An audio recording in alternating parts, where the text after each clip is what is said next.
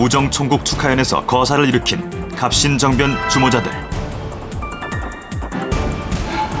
그들은 먼저 일본 공사관을 찾아 일본군의 군대 지원 여부를 다시 한번 확인한다. 확답을 받고 나서야 창덕궁으로 향한 그들은 침전해 있는 고종을 깨워 우정국의 변고가 일어났으니 서둘러 함께 자리를 피할 것을 청한다. 창덕궁을 나선 정변 세력들은 고종과 명성황후를 창덕궁 근처의 경우궁으로 피신시킨다. 갑신정변 주모자들은 비밀리에 훈련시킨 사관생도들과 행동대원 40여 명을 편전 앞에 세우고 일본군 150여 명은 대문 안팎에 배치해 경우궁 수비에 만전을 기한다.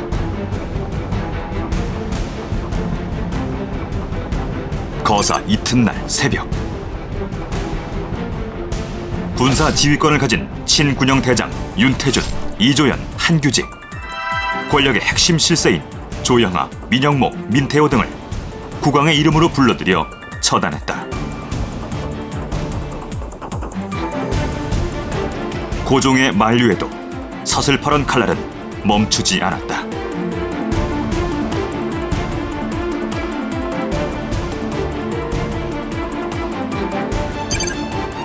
김옥균을 비롯한 정변 주도자들은 신속하게 새로운 내각을 발표한다.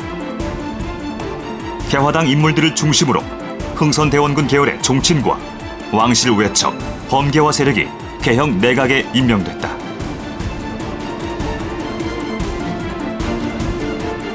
한편 정변의 실상을 파악한 명성황후는 끈질기게 창덕궁 환궁을 요청한다.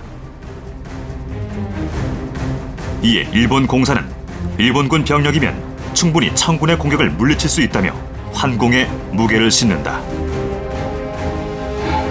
오후 5시, 결국 정변 세력들은 고종의 환궁을 결정한다. 새로운 개혁 구상을 담은 혁신 정강을 반포한 정변 셋째 날 오후, 명성황후와 비밀리에 연락을 취한 청나라 군대가 1,500명의 병력을 앞세워 창덕궁을 공격해 들어왔다. 개화파의 행동대원들은 청군에 맞서 격렬한 전투를 벌였다. 하지만 창덕궁 바깥 수비를 맡은 좌우영군 1,000여 명이 청군에 합류하고 일본군이 철병을 하면서 청군의 무력 공격에 속수무책으로 무너졌다. 그들의 집권은 그렇게 46시간 만에 막을 내렸다. 근데 네. 고종이 지금 창덕궁에 좀 계셨는데 굳이 경우궁으로 이렇게 모셔온 데는 뚜렷한 다른 목적이 있었겠죠? 창덕궁은 방어하기에 그 공간적으로 범위가 굉장히 넓습니다. 그에 반해서 경우궁은 공간이 상대적으로 상당히 좁기 때문에 네. 방어에 굉장히 유리했고 그러면 궁궐보다는 훨씬 더 싸움하기에도 좋고 공간도 적당하다. 그렇죠. 규모가 작죠. 예. 자, 창덕궁으로 이제 환궁한 후에 고종이 새로운 정권과 함께 그 혁신 정강을 발표하잖아요. 그 내용을 한번 좀 보도록 하겠습니다. 대원군을 빠른 시일 내에 모셔올 것, 천국에 대한 조공, 허례 폐지. 근데 대원군을 모셔온다는 게 첫 조항인 거예요? 그러게요. 개화파 입장에서 보면은 가장 이제 중요한 것 중에 하나가 이 반청이었거든요. 그때 이제 이모군란 때 청나라에 납치당한 대원군은 반청의 상징적인 존재였다라는 거죠. 그러니까 이 대원군을 빠른 시일 내에 모셔올 것. 이것을 이제 그 정강의 1조에 내세웠던 거고 네. 청국에 대한 조공 허례 폐지 저것도 보면은 이제 조선의 외교 관계에서 4대 외교라 그래가지고 항상 그 청나라를 상국으로 이제 대우하면서 조공을 바친 거 이거를 폐지하자. 이것도 상당히 이제 바꿔 말하자면 강력한 선언이죠. 자주 독립 의지를 천명한 거죠. 그렇습니다. 이게 혁신정가 이렇게 쭉 보면 사실 저렇게만 되면 근대 국가가 빨리 앞당겨졌겠다 이런 생각 드는데 이렇게까지 구체적인 생각도 갖고 있고 게다가 새로운 내각까지 발표를 했는데 어떻게 그렇게 허무하고 쉽게 무너질 수가 있는 거죠. 그래서 결국 실패한 게 창덕궁으로 결국 돌아온 거. 아마 경무궁에서 고종을 좀 더 이제 압박하고 거기서 좀 더 많은 그 정강을 발표하고 뭔가 이렇게 정책이 더 원활하게 이루어졌으면 과연 이 성공할 수도 있지 않았을까 이런 생각까지 드는데 그다음에 이제 뭐 두 번째로는 일본군을 너무 이제 좀 그 일본 공사가 다케조이라는 사람이 도와주겠다라고 했을 때 이걸 또 많이 지나치게 믿었던 것 같아요. 그래서 실제 이제 창덕궁으로 옮기고 나서 청나라 군대가 신속하게 그 병력을 동원해가지고 진압을 하러 옵니다. 그러다 보니까 이 일본 공사는 바로 또 일본군 그나마 적은 병력이지만 그것마저도 철수시켜버려요. 청군이 공격을 하기 전에 편지를 보냈어요. 일본 공사한테 편지를 보냈는데 그 편지에 보면 일본의 퇴로는 안전하게 보장을 하겠다. 라고 하면서 두 나라 간에 있었군요. 5종의 어떤 거래가 성사되어 있었던 거고 중간에서 이 갑신 세력만 붕 떠버리는. 청군이 생각보다 굉장히 이 조선에 대해 관심이 많았던 모양이에요. 그렇죠.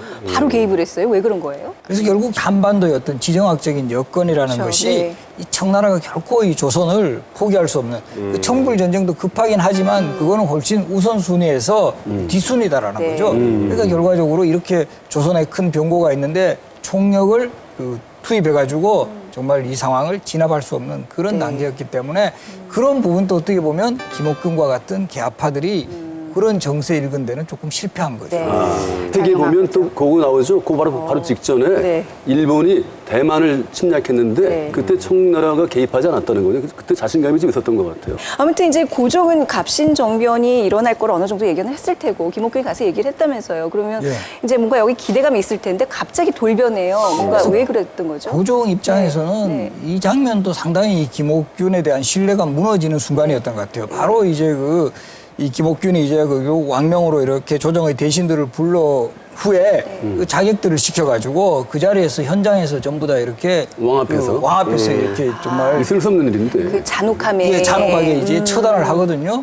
그러다가 그 기록 같은 데 보면 고종도 정말 이거 그만둬라 이렇게 했는데 그걸 무시하고 그냥 면전에서 하는 거는 이건 뭐 왕에 대한 엄청난 불경에다가 그러네요. 저 경우는 정말 나를 해칠 수도 있겠다라는 이런 생각까지 하게 될 수밖에 없다는 거죠. 그래도 급진개화파 뭐 김옥균과 함께 이렇게 사전에 약간 모종의 교감 같은 게 있었다면 그렇다면 어떤 그 단순한 이익 같은 게 아니라 부국강병한 나라 그 어떤 멀리 보는 어떤 사상적으로 동의를 한 건데 그랬다면 끝까지 좀 그래 믿어주고 약간 더 지켜봐줘야 되지 않았을까. 갑신 정변을 계획할 때 암묵적으로 동의를 하는 것은 반청을 주장하는 그들, 청나라를 제거하면 왕권을 제대로 행사할 수 있을 거라는 그런 계산이 서 있었던 거예요. 실제로 진행되는 걸 보니까 왕권을 제약하고 왕실 재정도 없고 입헌군주제적인 어떤 이러한 방향을 띠니까 오히려 이제는 왕권이 설 자리가 없어지는 그런 위기를 느끼면서